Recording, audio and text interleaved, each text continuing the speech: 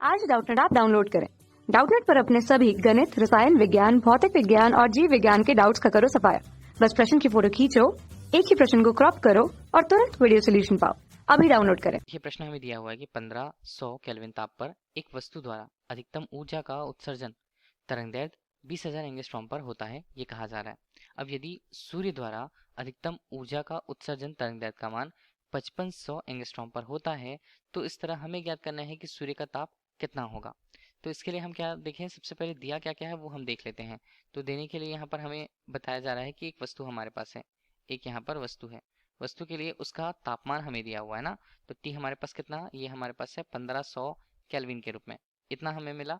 अब एक वस्तु द्वारा अधिकतम ऊर्जा का उत्सर्जन, अधिकतम ऊर्जा संगत अधिकतम ऊर्जा ई मैक्स के रूप में यदि हमने लिया, तो उसके संगत तरंगदैर्घ्य का जो मान है इसे लैम्डा एम के रूप में प्रदर्शित किया जाता है। कितना दिया है, 20,000 एंगस्ट्रॉम के रूप में इसका मान दिया हुआ है। तब यदि सूर्य द्वारा अधिकतम ऊर्जा का उत्सर्जन हमें बताया जा रहा है, तो अब दूसरी स्थिति बात करें, पहले वस्तु के लिए बात कर रहे थे हम, अब हम बात करेंगे किसी सूर्य के लिए। सूर्य के लिए अधिकतम ऊर्जा का उत्सर्जन मान लीजिए वो अधिकतम ऊर्जा ई मैक्स के रूप में ही प्रदर्शित होती है। तो उत्सर्जन तरंगदैर्घ्य का मान लैम्डा एम के रूप में, लैम्डा एम डैश हम उसे लिख लेते हैं और ई मैक्स डैश के रूप में हम उसे लिख लेते हैं। कितना दिया हुआ है, ये हमें दिया है 5500 एंगस्ट्रॉम के रूप में। तब हमें ये ज्ञात करना है कि सूर्य का ताप इस स्थिति पर कितना था, तो टी डैश हमने उसे प्रदर्शित किया, इसका मान हमें निकालना है। इसके लिए हम क्या करते हैं, इसके लिए हम उपयोग करेंगे वीन के विस्थापन का नियम। तो वीन नामक वैज्ञानिक ने विस्थापन नियम कुछ दिया था। नियम के अनुसार किसी कृष्णिका से उत्सर्जित अधिकतम ऊर्जा के संगत जो तरंगदैर्घ्य होता है, तो कोई अधिकतम ऊर्जा है तो हमने ई मैक्स के रूप में वो ऊर्जा ली है, उसके संगत जो तरंगदैर्घ्य होता है उसे लैम्डा एम के रूप में प्रस्तुत किया जाता है। वो जो संगत तरंगदैर्घ्य है लैम्डा एम से जो प्रदर्शित हुआ है उसके परंताप के व्युत्क्रमानुपाती होता है, ये बताया जा रहा है। तो अनुक्रमानुपाती हमने लिया और चिन्ह के लिए इसे एक बटे के लिए किया, इसलिए व्युत्क्रमानुपाती मान बनता है बटे टी के रूप में, हमने इसे कर दिया। तो टी हमें क्या बता रहा है, यहाँ पर कृष्णिका के ताप को बता रहा है जिसके संगत वो अधिकतम ऊर्जा उत्सर्जित करता है, और उस अधिकतम ऊर्जा के संगत जो तरंगदैर्घ्य का मान है लैम्डा एम के रूप में प्रदर्शित हो रहा है। अब इसे यदि हमने हल किया और आगे हम इसके मान को देखते हैं तो किस तरह से होगा, लैम्डा एम बराबर ये होगा बी बटे टी के रूप में।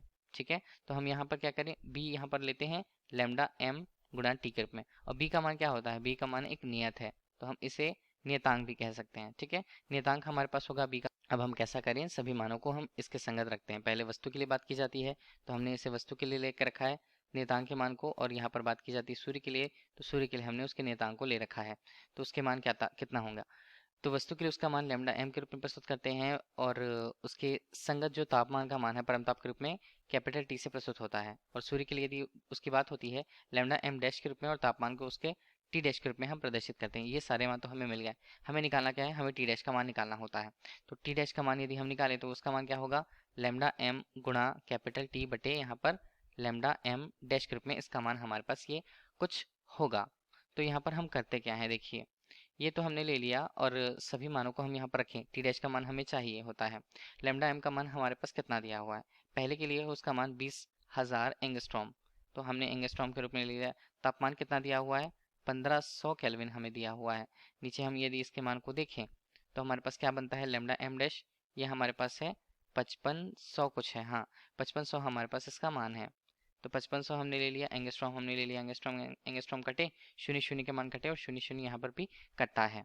इस तरह से यदि हम देखें तो 5 के साथ यदि देखें तो ये हमारे पास 11, और 5 के रूप में 5 ये ऊपर बनता है 40।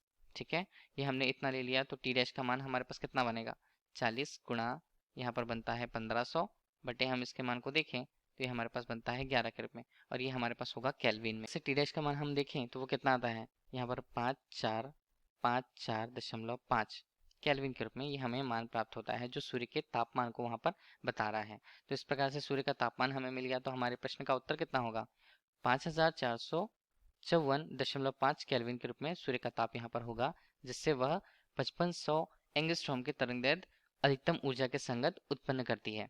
धन्यवाद। कक्षा 6 से 12वीं से लेकर नीट, IIT, JEE वो एडवांस के लेवल तक 1 करोड़ से ज्यादा छात्रों का भरोसा। आज ही डाउनलोड करें डाउटनेट ऐप या व्हाट्सएप करें अपने सारे डाउट्स 8400 400 400 पर।